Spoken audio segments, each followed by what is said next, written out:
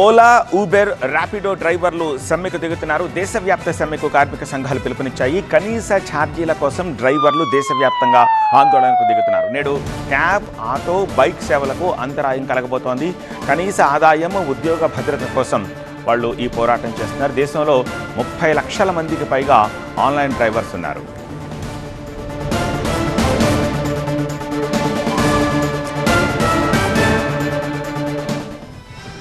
So ఈ ఒక్కరోజు మీ డెస్టినేషన్లకు మీరే దారి వెతుక్కుంటూ వెళ్ళాలి. No pickups, no droppings, nothing. అది లేదంటే గవర్నమెంట్ బస్సులే దిక్కనమాట. ఎందుకంటే దేశవ్యాప్తంగా ఇవాళ ఈ ఓలా, ఉబెర్, ర్యాపిడో డ్రైవర్లు సమ్మెకు పిలుపునిచ్చారు కాబట్టి 30 లక్షల మంది ఆల్ ఇండియా బ్రేక్డౌన్లో పాల్గొంటున్నారు. కనీసం 6 గంటల పాటు యాప్ నుంచి లాగౌట్ అయ్యి స్టీరింగ్కి దూరంగా ఉండబోతున్నారు వీళ్ళు. సో ఒక క్లిక్ దూరంలో నిలబడి చిటికలో దగ్గరకు వచ్చి మనల్ని గమ్యానికి చేర్చే బైకులు, ఆటోలు, పేదవాళ్ల కార్లు ఇవాళంతా పార్కింగ్కే పరిమితం కాబోతున్నాయి.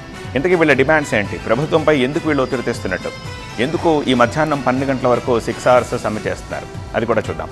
డ్రైవర్ల ఆదాయానికి గండి కొట్టే చర్యల్ని నిరసిస్తూ సరళమైన పని పరిస్థితులు కల్పించాలని డిమాండ్ చేస్తూ వీళ్ళు సమ్మెకు దిగుతున్నారు.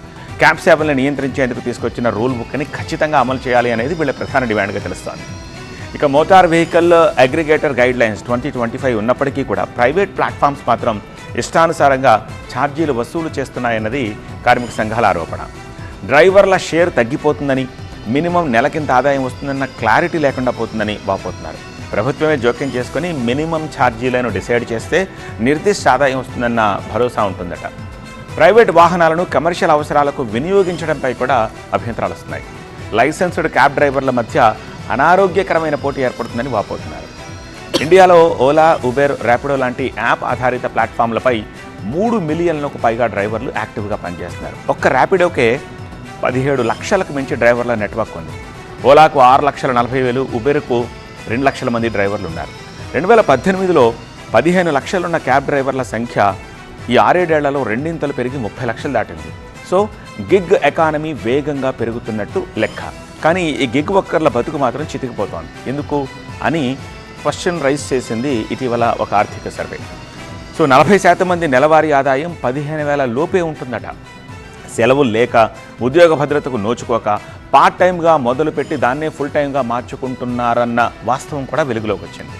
సో గత ఏడాది దేశవ్యాప్తంగా ఫుడ్ డెలివరీ వర్కర్లు కడుపు మండి మెరుపు సమ్మెకు దిగితే కేంద్ర ప్రభుత్వం దిగొచ్చింది. క్విక్ కామర్స్ బిజినెస్ నుంచి 10 మినిట్స్ అనే ఆప్షన్ను డిలీట్ చేయించి బ్లింకిట్, స్విగ్గీ, ఇన్స్టామార్ట్, జెప్టో ఇలాంటి సంస్థలన్నింటినీ దారికి తీసుకొచ్చింది. అదేవిధంగా గిగ్ వర్కర్లకు ఎంతో కొంత రిలీఫ్ దొరికింది. ఇప్పుడు క్యాబ్ డ్రైవర్ల వంతు వచ్చింది. మరి మోదీ సర్కారు ఈ విషయంలో కూడా జోక్యం చేసుకుంటుందా? క్యాబ్ డ్రైవర్ల సమస్యకు పరిష్కారం చూపిస్తారా లేదో కూడా చూడాలి. ఆన్లైన్ క్యాబ్ సర్వీసుల హవా పెరగడాన్ని గమనించిన కేంద్ర ప్రభుత్వం ఇటీవల భారత్ టాక్సీ పేరుతోటి సర్కారీ సేవలు ప్రారంభించింది. క్యాబ్ కంపెనీల కమిషన్ల బెడద తగ్గి డ్రైవర్ల ఆదాయాన్ని పెంచడమే భారత్ టాక్సీ టార్గెట్. డ్రైవర్లకు యాక్సిడెంట్, హెల్త్ ఇన్సూరెన్స్ సౌకర్యం కూడా ఇస్తుంది. ప్రస్తుతానికి ఢిల్లీ, గుజరాత్కే పరిమితమైన మరో 3 ఏళ్లలో దేశమంతా విస్తరించాలన్నది ఐడియా. మరి క్యాబ్ డ్రైవర్ల సమ్మెపై కేంద్ర ప్రభుత్వం ఎలా స్పందిస్తుందో చూడాల్సిన అవసరం కనిపిస్తోంది.